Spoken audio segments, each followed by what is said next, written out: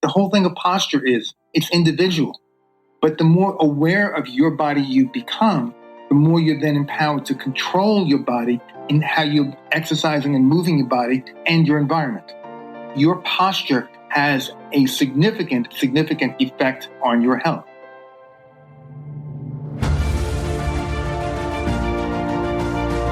Hello and welcome to the Daily Helping with Dr. Richard Schuster.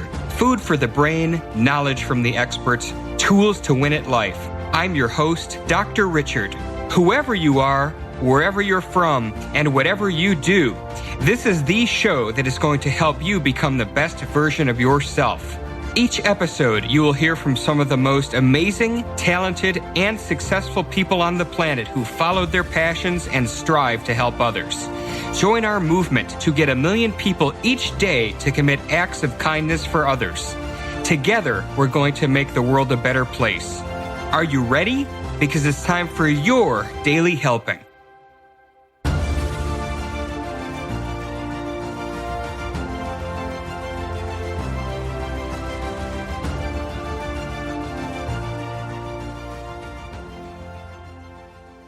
Thanks for tuning into this episode of the Daily Helping with Dr. Richard Schuster. Food for the brain, knowledge from the experts, tools to win at life. I'm your host, Dr. Richard, and today's guest is awesome. Internationally renowned posture expert Dr. Stephen Weiniger has trained thousands of chiropractors and other wellness professionals to first rehab injuries and then help patients keep moving as they age with strong posture exercise protocols. Dr. Weiniger literally wrote the book on improving posture, Stand Taller, Live Longer. He also authored the postural assessment chapter in the textbook Photographic Manual of Regional Orthopedic and Neurological Tests and Posture Pictures, Assessment, Screenings, Marketing, and Forms. His expertise on health is featured extensively in the media, including NBC, CBS, Fox, ABC, Oprah's Oxygen, Scripps Howard News, Natural Health, Prevention, Bottom Line Health, Gulf Digest, Real Simple, Shape, and Women's Health magazine. Dr. Weiniger was appointed delegate to the White House Conference on Aging, the decennial event held by the President of the United States and Congress to develop recommendations on issues, policy, and research in the field of aging. Dr. Weiniger graduated from New York Chiropractic College and is a postgraduate instructor for University of Western States. He has also presented for Northwestern, Logan, NYCC, UBCC, Life, Parker, and numerous other higher education and private organizations. Dr. Weiniger is lead instructor for the Posture Specialist Certification, CPEP, setting the clinical standard for posture improvement protocols with clinicians worldwide. In addition to a busy speaking calendar, he's a prolific writer and serves as managing partner of BodyZone.com, an online health resource and referral directory. In an initiative to promote posture awareness, Dr. Weiniger developed Posture Zone, a free posture assessment app. The app encourages people to assess their own posture and offers tips for postural improvement. As a resident of Atlanta, Georgia, Dr. Weiniger focuses on posture rehab, biomechanics, and the importance of integrating exercise into every lifestyle. Dr. Weiniger, welcome to the show. Dr. Richard, thank you very much for having me and lovely introduction. You could have cut it a lot shorter. Well, I wanted to give credit where credit was due. And one of the things that I wanted to start talking about, because it's all over your introduction, of course, is that you are a posture specialist, which is something I had never heard of until you and I came to know each other. Talk to us about what a posture specialist is and how a posture specialist can help people. A posture specialist is somebody that helps people to become aware of their posture and then teaching them how to look at their lives and what they're doing with their body and doing things to not fix, but to strengthen their posture. Well, one of the problems that people have with posture is there's the metaphor that it's a good or bad situation. And when we were speaking earlier, you said that you probably had bad posture. And someone may be more hunched over or less hunched over, and being more is not a good thing, but different bodies are shaped differently. And posture is a very personal thing. And teaching people how to more accurately connect with their body and how to put their body to be in a way that moves better to the way the world is, so that there's less mechanical stress on it, and so that it looks better when people look at it. That's what a posture specialist is doing from a back pain point of view or an attitude point of view. And I think you're right. Yeah, people probably do think about posture as an all or nothing thing. Either you straight up with your chest pumped up or you're, hunched over like Quasimodo. And, it's interesting that you say that it's kind of somewhere in between and everybody's a little different. Now, obviously, people understand back pain, is one of the consequences of having poor posture. But could you talk to us a little bit, Dr. Weiniger, about the pros and cons associated with both having good posture and bad posture above and beyond, back pain, which most people know about? The back pain and the neck pain are epidemic, but there's been a number of studies in a bunch of directions that point to the fact that your posture has a significant effect on your health, to the point where people with hunched over posture that keep on living the life with their bodies hunched over, literally die more quickly. In fact, the title of the book that I wrote is Stand Taller, Live Longer, because they did a 20-year study of men and they measured their height at the beginning of the study and then measured the height at the end of the study. And they noticed that as people get older, they lose height. And when they compared the group of people that lost the most height to people that lost the least height, the people that lost the most height had a higher mortality rate. They were 64% more likely to die during the 20-year study. And the reason that the study authors attributed it to was that when you're hunching over, you're compressing your chest. You can't take as deep of a breath. And the diseases that people developed were things like cardiac disease and heart disease. And that's a huge difference because in the study, for every 100 people that lost less height that passed away, 164 people that lost more height passed away. And Dr. Weiniger, you mentioned that 64% of those with poorer posture died more quickly. Can you put that into years? And on average, how much more quickly is somebody going to die if their posture is worse than one who's not? It's not that easy to quantify from that study. A different study done at the University of California found that when they looked at a group of women over 60 and they looked at their forward head posture, because the first study just talked about losing height. One of the things that happens when your posture zones zigzag, when your head goes forward, your torso goes back, your pelvis goes forward, the more those body masses, those posture zones are not aligned, the more your body will zigzag, and ultimately the shorter your body becomes. Not by 2 feet, but you're losing height because the masses are going back and forth instead of being stacked one on top of the other. And the study that was done in California looked at women and they had them laying on their back, and the test was whether they could have their head level laying on the floor with only maybe a half of an inch, 1.7 centimeter block to keep the head level. And people that could not lay on their back and keep their head level during that study had a 1.44 time greater risk of dying during that 4.2-year study. Interesting. And when was that study conducted? That was done in 2004. There were follow-up studies done on the same data sets in, I believe, 2006 and 2007 that looked at the incidence of falls in the same group. And not surprisingly, the more forward head posture people had a higher incidence of falls because, again, the body's not aligned and their perception of their body is not moving the way that they thought it was moving, which is what happens very often with the first fall. You're taking a step, your foot is swinging forward, and you think your foot is going to clear the ground, not even thinking about it. And reality gives you a very sharp reminder that, no, you're mistaken, the ground is there, and you fall down. So the reason that I had asked you when that study was conducted was when you said 2004, that's before the advent of smartphones, essentially. So I wanted to ask you if you could share with us what kind of things impact posture and worsen posture, but more specifically, talk to us about what cell phones and tablets do to our posture?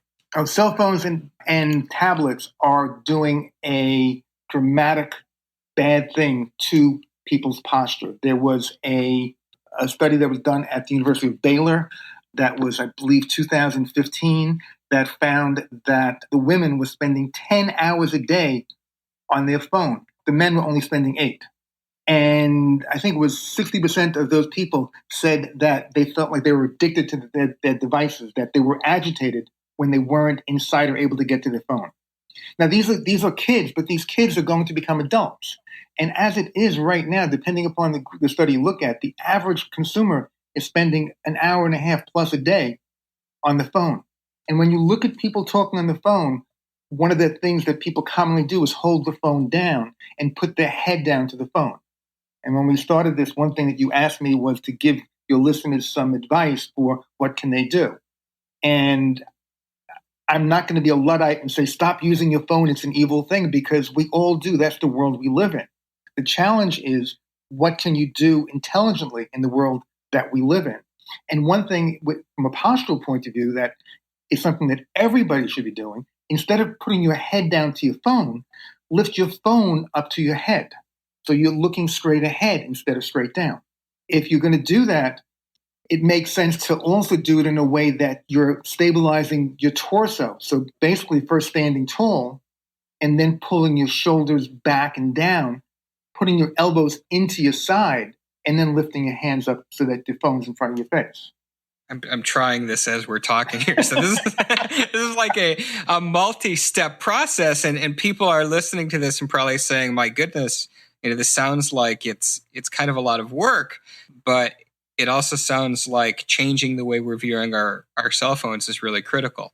And it sounds more complex because one of the things about posture is you don't think about your posture during the day.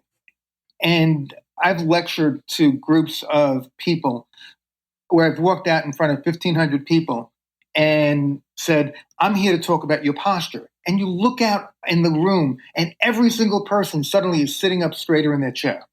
And it looks very funny because they're like, oh, I've got to sit up straight. About 5 minutes later, what I'll do is say something along the lines of, you remember when I first started to speak and you all stood up straight? And then they all sit up straight again because they think about it for a moment and then they forget. The trick is developing new habits because you can't and shouldn't have to think about your posture all day long. So for the person who sits in an office job and they spend 8 to 10 hours, in their cubicle every single day, are there different chairs? Like, what kind of things can people do in their day to day so that they can rely on something that kind of does that thinking for them, so they're not constantly mindful of it, yet still making a change? Good point. One thing that I'm really big on is a sit to stand desk, a desk that goes up and down. The first posture principle that I wrote about in my book, Stand Tall, Live Longer, was your body is designed to move. You're not supposed to be in a position. And one of my arguments with a lot of the gizmos and gadgets that are being marketed to help fix people's posture is that they're trying to put it into a perfect position and that aligns everything, which isn't evil per se, but if you're putting a brace on somebody of some kind to lock their body in a position, what you're doing is taking the load off the muscles that should be keeping them there without thinking about it. And when you unload a muscle and when you let a muscle not have to work, the muscle gets weaker, creating more of a problem. You want to devise habits that can keep your body moving and moving well with symmetry. So in terms of office workers, if you can possibly get a desk that goes up and down. From a chair point of view, I'm a big fan of sitting on a ball. I've got a ball behind me right now. I'm standing at my desk as I speak because if I'm speaking on a podcast like this, when you're standing up, you've got more opening for air in your chest, so your voice sounds better. Instead of being folded and crunchy where you can't talk, you can sit up straight and be able to project and have more air to speak with.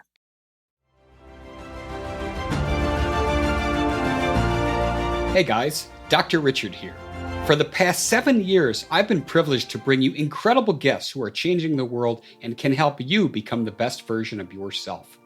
I'm really excited to share with you a new quiz that I created based on my clinical training that will curate for you a custom list of my top episodes and actionable strategies to help you wherever you are on your journey. All you need to do is go to drrichardschuster.com to take it, and it's 100% free. You'll be taking the next step on the journey to unlocking the power of you, and I can't wait to see where you'll go.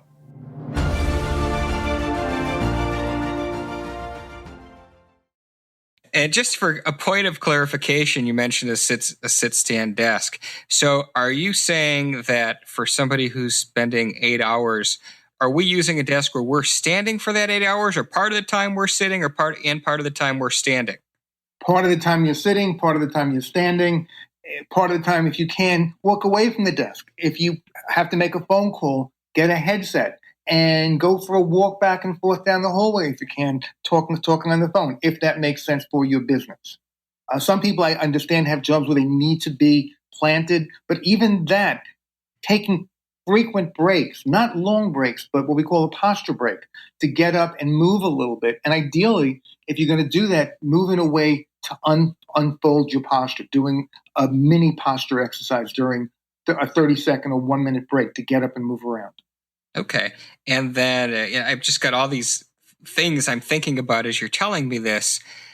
What about the frequent flyer?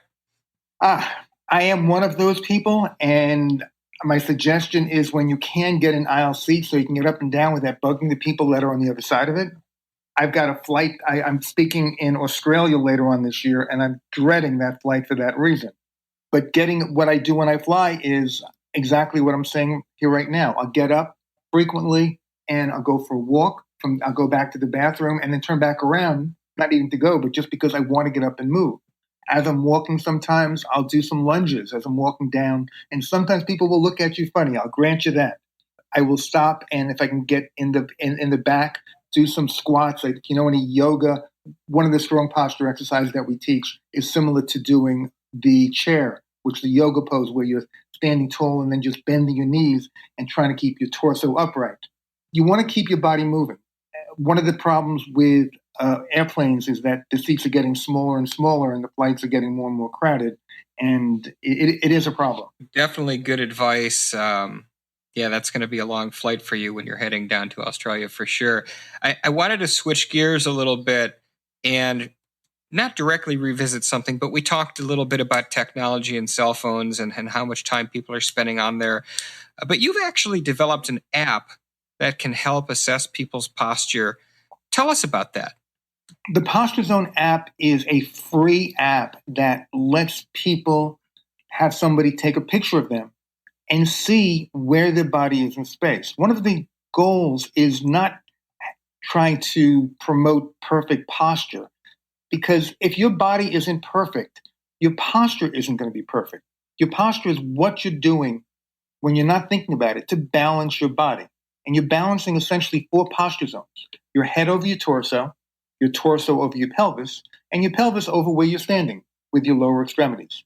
So what the Posture Zone app lets you do is it lets you bracket those 4 masses, and then it will calculate the center of those masses to give you a numeric observation of the angle of deviation from straight vertical of where your head is over your feet, your torso, and your pelvis. So you basically can see that your head is going on a side view, that your head is going forward by 2 degrees, your torso is going back by 1.5 degrees, and your pelvis is in the middle, to give an example. And it gives you a benchmark of how you're standing when you think you're standing tall. Because the instruction that we give people at the beginning is stand tall, show me your strong posture. Because you want people to show you what they think standing tall looks like. Many people think that, I can stand tall when I want to. They're wrong. When they see the picture, they're blown away by the difference between their perception of where their body is and the photographic reality of where their body is.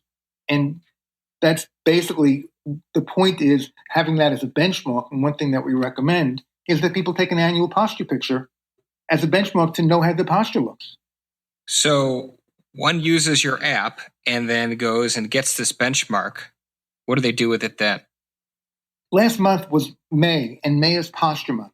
And One of the things that our company does is we help sponsor the May's Posture Month campaign.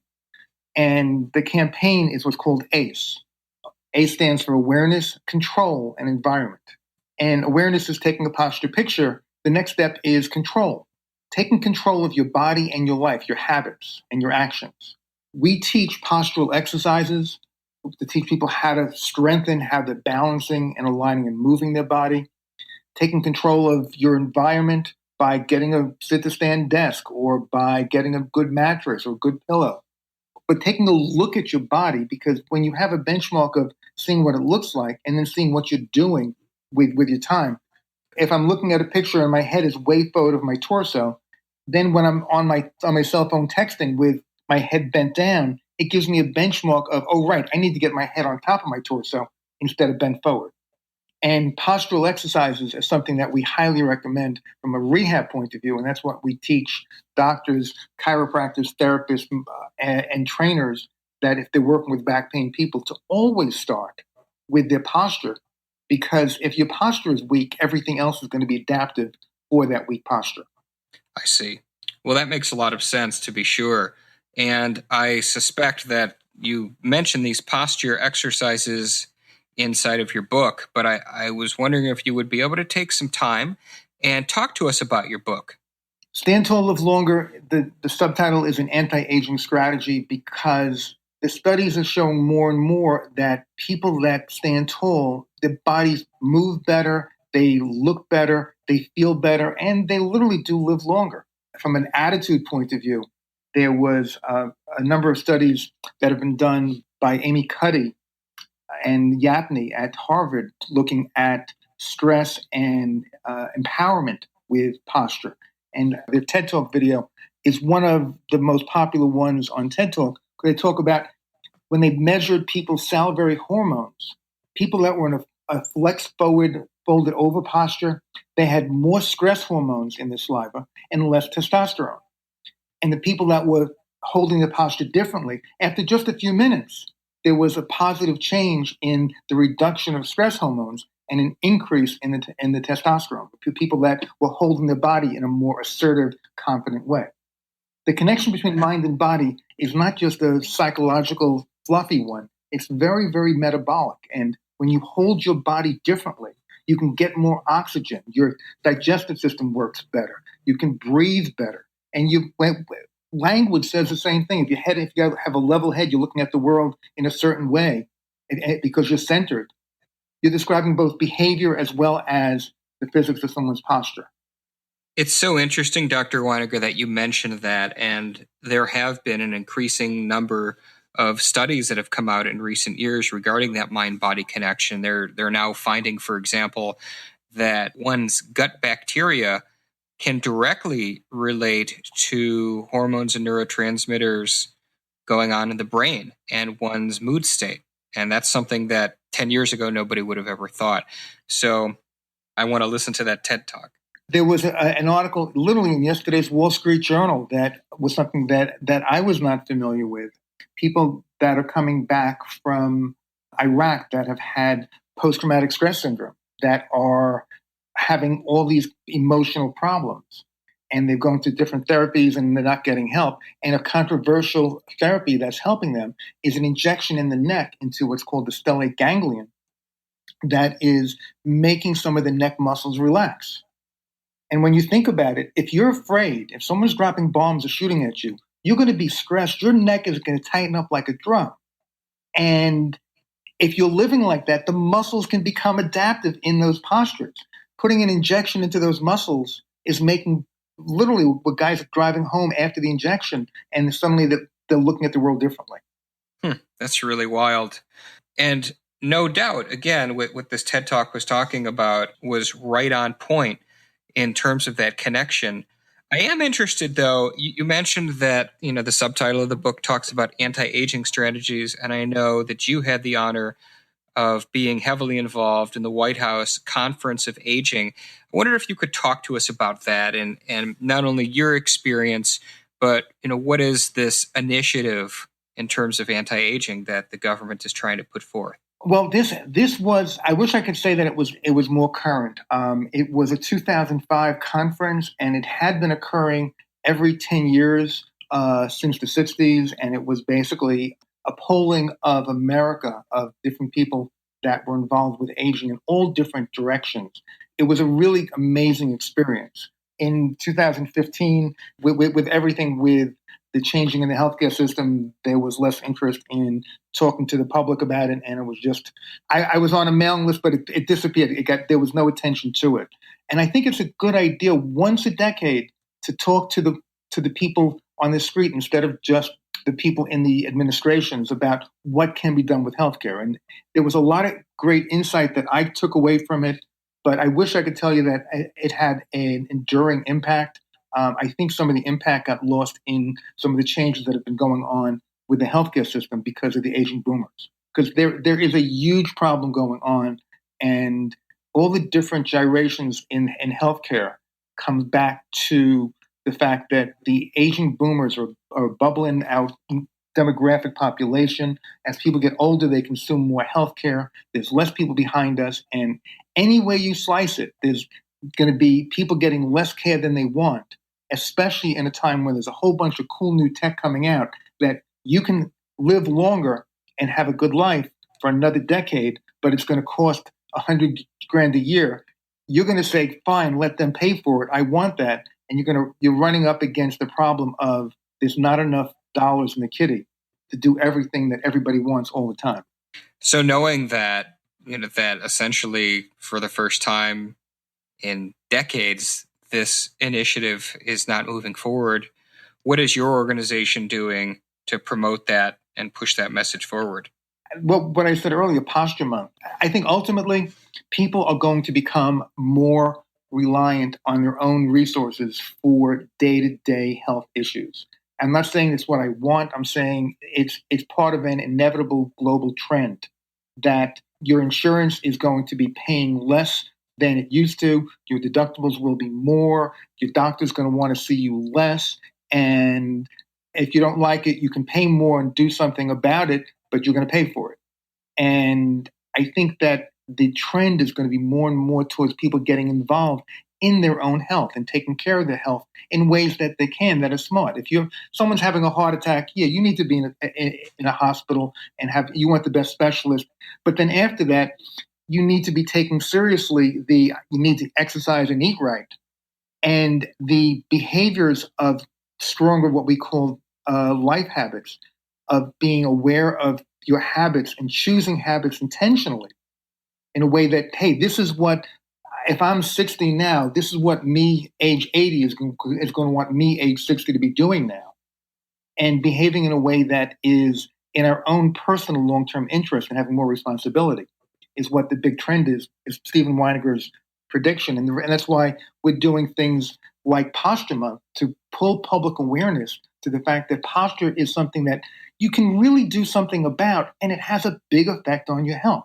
And besides which, when you're standing with stronger posture, you look better. It's interesting. So Posture Month is something that your organization created. It's something that's been around that we have. There was some government things with it back in I think the 70s, and it's kind of laid fallow, and we've been behind pushing it. If you go to posturemonth.org, you'll see what the effort looks like. Okay. So, and I'll link that into our show notes so people can become aware of that. And I think it is great that you guys are really pushing forth to try and get people to be more aware of these things. The theme of ACE, of awareness, control, environment, because we're looking for partners because there's other people in the posture space. I mean, there's not a week that goes by that we don't get multiple inquiries about endorsing different kinds of products. Some good, some okay, some mind-bogglingly dumb. But all those people have an interest in helping people to become aware of their posture and doing something about it. So getting those people to be sharing the message and communicating it to build more of a grassroots effort is very much what our goal is with an annual May is Posture Month campaign. Without saying names, can you describe the dumbest posture device you've ever encountered that somebody asked you to promote? The second and third dumbest, I'd have to think a little bit more about, but I think the dumbest one was someone that observed accurately that where your eyes go, your body goes. In fact, you said something earlier about grabbing guts and head will follow. Where your eyes go, your body follows. He made the accurate observation that people looking down at their phones, especially through glasses, makes them look down. And if they couldn't look down, then they'd have to lift the phone up so that they could see it, which is not a bad observation. The execution of it, however, was a pair of sunglass kinds of devices where the glasses were clear on top and halfway across the glass, it was blacked out on the bottom half of the glasses. So you had to look over on the top half of the glass. And one of the things that they were suggesting was driving with this. And the idea of driving with half my field of vision obscured doesn't make me feel very good. That was something that we did not endorse. And if you don't mind my asking, what is the most helpful one that you've ever seen? A lot of good ones, but I'd have to say I'm a big fan of sit-stand desks. I like the upright ergo desks because they're clean, but there's a bunch of different manufacturers. But something that lets you move your desk easily up and down. And there's fancy, expensive ones that are motorized. Those are great also. But to me, anybody that's sitting at a desk for part of their day should be getting something on it where they can move it up and down. So to me, that's the new thing that a lot of people have seen, but then they're not using. Other things that make sense are having a good insert in your shoe that supports you. It doesn't have to be an expensive orthotic, but even the supermarkets or the drugstores have basic inserts that will help improve the footbed, which is part of your postural environment. Having a good mattress and an intelligent pillow. There's lots of different brands, and some are more comfortable for different people than others. You want one that works for your body. The whole thing of posture is it's individual. But the more aware of your body you become, the more you're then empowered to control your body and how you're exercising and moving your body and your environment. Is there a correlation that you've seen empirically between posture and weight loss? Your posture affects how you move. When you are standing with a more adaptive posture and you think you're standing straight, then when you start walking, you're walking with that adaptive posture embedded in it. So you're moving more asymmetrically. In most cases, you're not going to be moving as effectively, and you're going to end up having pain sooner or not be able to last as long, which means you're going to have less calories being burned. I would not say that posture exercises are the path to losing weight. I will say that I've had a lot of people that when they simply start to stand taller, have had people ask them, hey, have you lost weight? When they haven't lost an ounce. But again, because instead of zigzagging the body where your body is becoming crunched, when you're lengthening out to stand taller, it becomes thinner. Makes sense. And I will say the strong posture exercise that we teach in the book, which is the public version of what clinicians use, we're big on exercise balls. And one of the exercises that we really like with an exercise ball is just sitting on it, sitting tall, and only moving your pelvis in a circle to the left and to the right, not moving your knees, not moving your torso, to isolate on the inner core muscles. And I've had people tell me that they've lost weight because when they're sitting on a ball at work, they're doing that exercise during the day, just thinking of it, not thinking about it, just moving that way. And I've had one woman tell me that she went down a dress size. That's really interesting. So it's, in her case, probably doing these stability exercises, getting her core moving, probably, burning these calories at work, just moving around on that ball. It's something that we probably wouldn't even notice until we hop on the scale, and then boom, there it is. Part of it is also, it's less about the scale than about how your clothes fit and how you look. I mean, obviously, losing weight, losing fat is tough, and it's a tough equation. You need to burn more, eat less, and there's different ways of dancing those equations. And standing taller can have an effect on metabolic expenditures, but it's not going to be the biggest effect out there. But it can affect it. More significantly, just unfolding and standing tall makes you look better. Unfolding. When you say unfolding, describe what you mean by that. If your head should be over your torso over your pelvis, if you're sitting down, when your torso, if you're bending forward and you fold it into a chair, your spine and your pelvis are literally folding. When you're sitting tall in the chair, you're unfolding that seated posture. If you're standing up taller, if your chin's coming off your chest and your head's level, you're unfolding, as opposed to when you're sitting down, crunch texting with the phone on your chest and your chin on the chest just above it. Perfect. That makes a lot of sense regarding the unfolding, and thank you for clarifying that for us. I wanted to circle back around to something we touched on in the beginning, but we didn't spend a lot of time talking about it. So, Dr. Weiniger, could you share with us, your in-depth expertise on everything back pain, what causes it and what the consequences are, and then more importantly, how do we fix it? Back pain's a huge problem. Depending on who you talk to, it's one of the top 2 or 3 causes of people going to the doctor and drivers of healthcare expense in the country. And the problem is only getting worse with people sitting. There was a study that was done in 2015, which was a meta study that looked at 47 other studies about people sitting. And they found that there was a significant health effect to people spending more time sitting, even if they exercise. And the belief on that is it's not just the activity that's the issue, it's the folded posture that's the issue. Back pain and sitting is something that's been known about for years. People that sit more tend to have more back pain. The American College of Physicians, it's the largest specialty group in American medicine. And it's the people like the PCP and your internist that you might see for back pain. They just came out with new guidelines for the care of acute and chronic low back pain. And the amazing thing about these guidelines from the medical physicians taking care of a lot of back pain is because of the problems with opioid and because of the problems with the drugs that they have been giving people for back pain, things like NSAIDs, Tylenol, having a lot more side effects.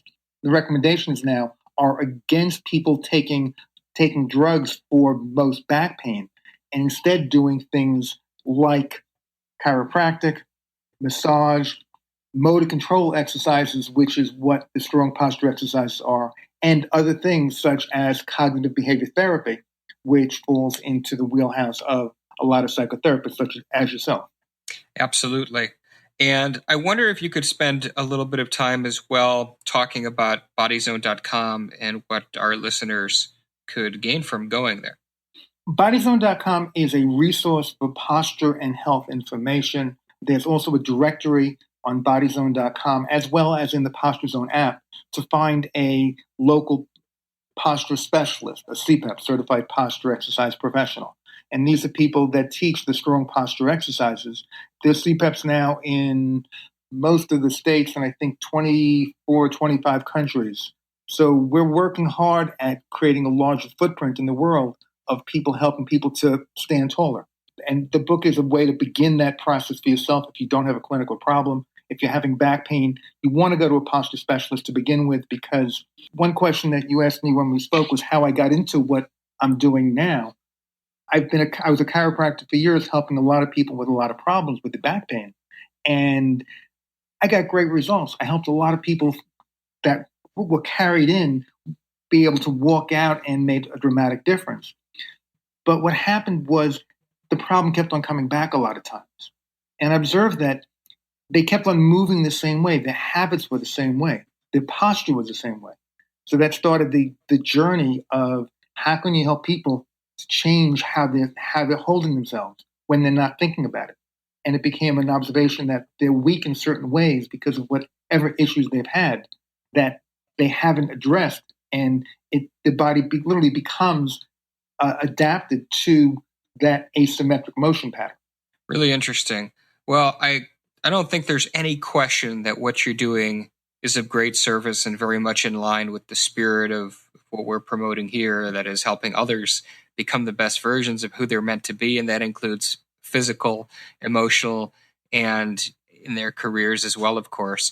So we're getting near the end here, Dr. Weiniger. What I'd like to do is, as you know, I wrap up every episode with a question that I ask every guest, and that is, what is your biggest helping? The one single most important piece of information for somebody to walk away with after listening to this episode. If I can give you two things to help people that tie together. become aware of your posture.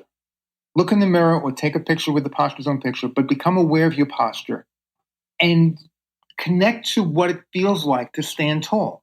And then try to strengthen that by strengthening your balance.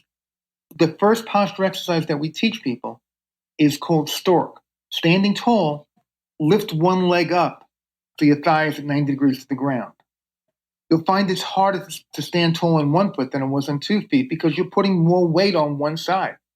And that's what an exercise is supposed to do, put more weight on something to make the muscles work, to make them stronger. If you find you can't balance, that's fine. Touch the wall. The goal is not balancing. The goal is standing tall. If you're touching a wall or standing in the doorway touching two walls, but you're really trying to stand tall with your standing leg locked and focusing on that and doing that for 5 slow breaths, that's probably the best posture exercise advice I can give to anybody. Perfect. And I'm presuming people can find you at bodyzone.com. They can find us at bodyzone.com, or if they want information about the posturemonth.org campaign, they can take a look at that as well. But bodyzone.com has a directory of local professionals as well. Terrific. And just to let you know, I did record the second half of this episode standing up after hearing from you. So thank you for that. And let's thank Dr. Weiniger for coming on the show. Very grateful that he was able to spend some time with us. If you liked what you heard, go out and subscribe to the show on iTunes and leave us a 5-star review. That's what helps other people find the podcast.